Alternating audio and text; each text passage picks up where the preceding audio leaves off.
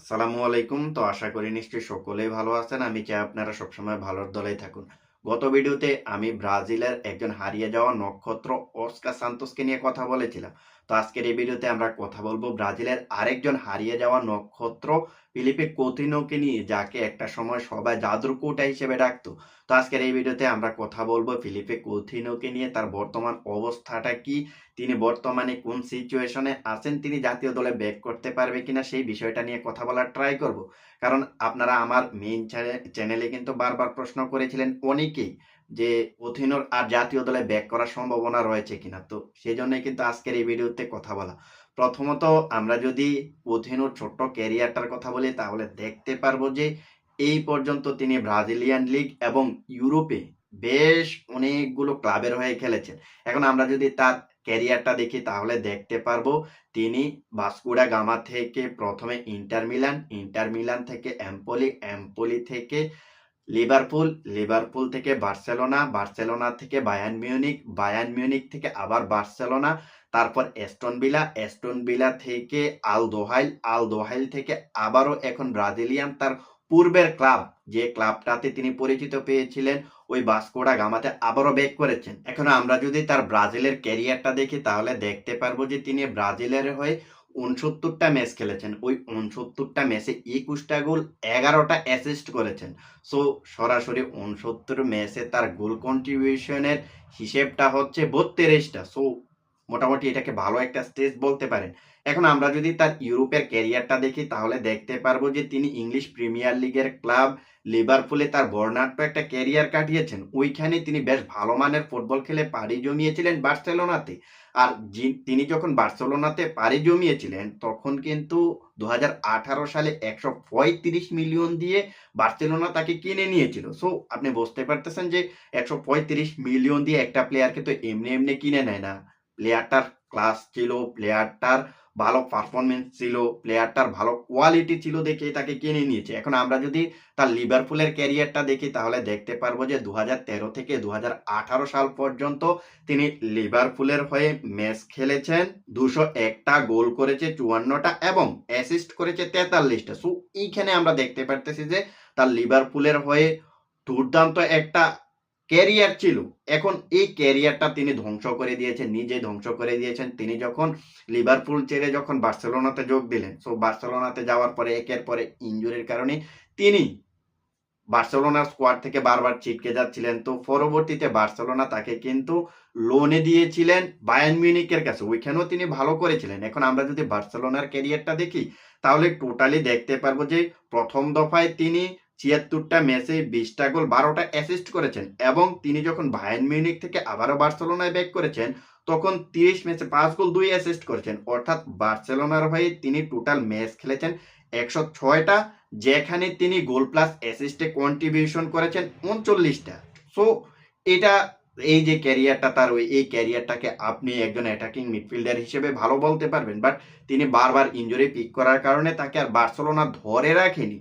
এরপরে যদি আমরা তার ক্যারিয়ারটা দেখি, তাহলে দেখতে পারবো যে অ্যাস্টন ভিলায় গিয়েছেন, অ্যাস্টন ভিলায় গিয়েও তিনি মিতুল হতে পারে নাই। অ্যাস্টন ভিলাতে 43 ম্যাচে 6 গোল 3 অ্যাসিস্ট করেছেন। এরপরে তিনি অ্যাস্টন ভিলা থেকে লোনে গিয়েছেন কাতারিয়ান ক্লাব আল দোহাইলে, ওইখানেও তিনি 23 ম্যাচে 8 গোল 4 অ্যাসিস্ট করেছেন। সেখানে তিনি যখন অ্যাস্টন ভিলা থেকে লোনে গেলেন, লোনটা শেষ হওয়ার পরে আবারও অ্যাস্টন ভিলায় ব্যাক করলেন। অ্যাস্টন ভিলাতে ব্যাক করার পরে একটা ম্যাচ না খেলেও তিনি আবার লোনে চলে গেলেন ব্রাজিলিয়ান ক্লাব ওই বাস্কোডা গামাতে, যে ক্লাবটাতে তিনি শৈশবে খেলেছিলেন। সো ওইখানে গিয়ে তিনি এখনো পর্যন্ত 16টা ম্যাচ খেলেছেন, 16টা ম্যাচে মাত্র 2টা গোল করেছেন, কোনো অ্যাসিস্ট করতে পারে নাই। এখন আপনি যদি সিরিয়া আতে অর্থাৎ ব্রাজিলিয়ান লিগে যদি তার পারফরমেন্সটা দেখেন, তাহলে ওইখানেও যে তার আহামরি পারফরমেন্স আছে সেটা বলতে পারবেন না আপনি। ওইখানে গিয়ে তার পারফরমেন্সটা একেবারে যাচ্ছে তাই বলতে পারেন। এখন আপনি যদি তার ওইখানের পারফরমেন্সটা দেখেন, তাহলে দেখতে পারবেন যে ব্রাজিলিয়ান লিগে সিরিয়াতে তিনি এখনো পর্যন্ত 13টা ম্যাচ খেলেছেন, 13টা ম্যাচে তিনি সাবস্টিটিউট হিসেবে খেলেছেন 8টা ম্যাচ। সো বুঝতে পারতেছেন তার পারফরমেন্স তেমন ভালো না, যার কারণে তাকে সাবস্টিটিউট হিসেবে খেলাইতেছে। তো ওই 13 ম্যাচে তিনি মাঠে ছিলেন মাত্র 525 মিনিট। এই 525 মিনিটে মাত্র 2টা গোল করেছেন, কোনো অ্যাসিস্ট করতে পারে নাই। তো এটা হচ্ছে ফিলিপের কৌতিনো শুরু থেকে শেষ পর্যন্ত ক্যারিয়ার, যে ক্যারিয়ার মাধ্যমে আপনারা দেখতে পারলেন যে আসলে ফিলিপে কৌতিনো কোন জায়গাটাতে ভালো পারফরমেন্স করেছেন, অর্থাৎ কোন দলটার হয়ে সবচেয়ে বেশি ভালো পারফরমেন্স করেছেন। তিনি যখন লিভারপুলে ছিলেন ওইখানে ভালো করেছেন, বার্সেলোনাতেও ভালো করেছিলেন। একমাত্র ইনজুরির কারণে তিনি বার্সেলোনাতে টিকে থাকতে পারে নাই। আর তাকে যেই পরিমাণ অর্থ দিয়ে বার্সেলোনা কিনেছে ওই পরিমাণ অর্থ অনুযায়ী তিনি পারফর্ম করতে পারে নাই, যার কারণে বার্সেলোনাও তার প্রতি এতটা সন্তুষ্ট ছিলেন না। সো তার যে সমস্যাটা ছিল, তার যে ভুলটা ছিল, সবাই বলা বলি করতেছে তার ভুলটা হচ্ছে লিভারপুল ছেড়ে দেওয়া। লিভারপুল যখন তিনি ছাড়তেছিলেন 2018 সালে, তো তখন কিন্তু কোচ ইয়ার্গন ক্লপ তাকে ছাড়তে চায়নি, বাট তিনি এক প্রকার জোর করে লিভারপুল থেকে চলে এসেছিলেন। সো ওইখান থেকে এসেই তার ক্যারিয়ারটা, তার পারফরমেন্সটা কিন্তু ডাউনফলের দিকে যাচ্ছিল।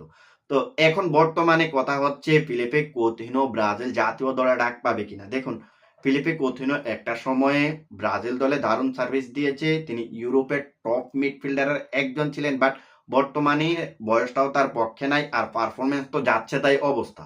এখন আমি যদি তার এই সিজনের অর্থাৎ ভাস্কো ডা গামাতে তিনি যখন গিয়েছেন, ওই ভাস্কো ডা গামাতে যাওয়ার পরে যদি তার পারফরমেন্সটা, তার পাসিং রেঞ্জগুলো যদি একটু দেখায়, তাহলে দেখতে পারবেন যে আসলে প্লেয়ারটা রিসেন্ট টাইমে কতটা স্ট্রাগল করতেছে। এখন আপনি যদি এই সিজনে ব্রাজিলিয়ান লিগে কৌতিনোর স্টেজগুলা দেখেন, তাহলে দেখতে পারবেন যে তার যেই এক্সপেক্ট গোল রেশিও এগুলাও ডাউন, শট অন টার্গেটও ডাউন, তার শটিং অ্যাকুরেন্সিও ডাউন।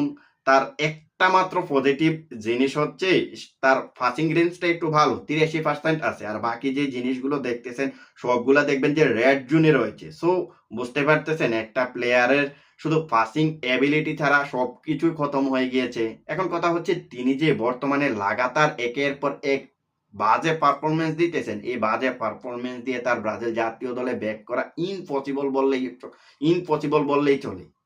তো এটা হচ্ছে বর্তমানে ফিলিপে কৌতিনোর অবস্থা, যে অবস্থা থেকে তিনি আর ব্রাজিল জাতীয় দলে ব্যাক করতে পারবে বলে আমার কাছে মনে হয় না। তো এই ব্যাপারে আপনাদের মতামত কি, আপনারাও কিন্তু সেটা জানিয়ে দিতে পারেন। তো আজকের ভিডিওটা এখানেই শেষ করব, দেখা হবে অন্য কোনো এক ভিডিওতে, সেই পর্যন্ত ভালো থাকবেন।